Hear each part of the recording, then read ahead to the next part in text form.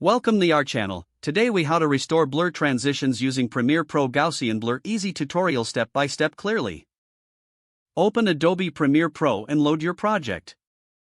Import the clip that you'd like to add the Gaussian blur transition to. Drag the clip onto the timeline. Select the first clip where you want the transition to begin. Go to the Effects panel. In the search bar, type Gaussian blur. Drag the Gaussian blur effect onto the first clip.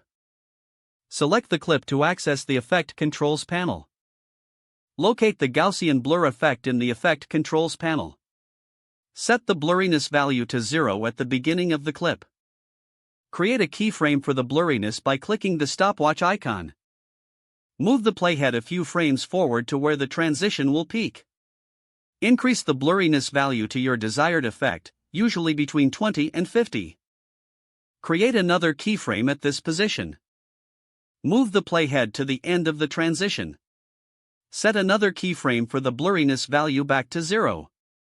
Select the second clip where you want the transition to end. Repeat the process by adding the Gaussian blur effect to the second clip. In the Effect Controls panel, set the initial blurriness to 0. Create a keyframe at the beginning of the second clip. Move the playhead a few frames forward to the peak of the transition. Increase the blurriness value to match the first clip's peak. Create another keyframe at this position. Move the playhead to the end of the second clip. Set the final keyframe for blurriness back to 0. Play back the transition to see the effect in action.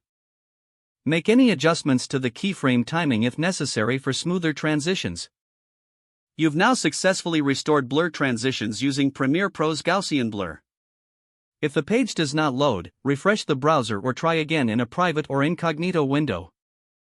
Don't forget to like this video and subscribe to our channel for more step-by-step tech guides.